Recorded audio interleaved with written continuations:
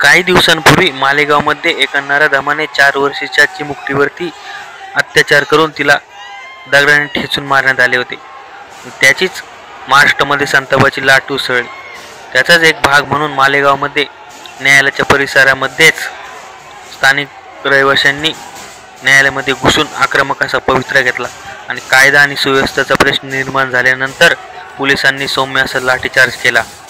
आरोपीला फाशी द्या, नाही तर त्याला आमच्या ताब्यात द्या, आम्ही त्याला भर चौकात फाशी देतो.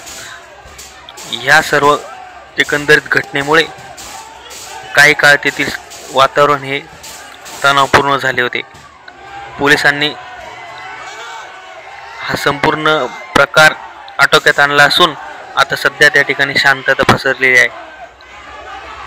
दिवसेंदिवस माणसाची मानसिकता इतकी ढासळ चालली असून की 4 वर्षाच्या चिमुकलीवरती अत्याचार करू शकतात, हे मानवजातीला काळिंबा फासण्याची गोष्ट आहे. सोशल मीडियावरती मागे एक व्हिडिओ व्हायरल झाला होता. कुत्र्यांसोबत 2-3 वर्षाची मुलगी सुरक्षित राहू शकते, पण मानवामध्ये राहून ती सुरक्षित नाही, असा व्हिडिओ प्रचंड व्हायरल झाला होता.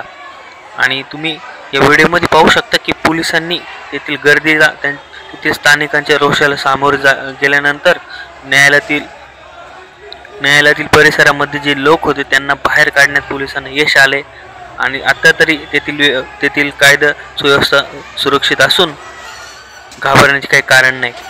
पण हा प्रकार कसा घडला?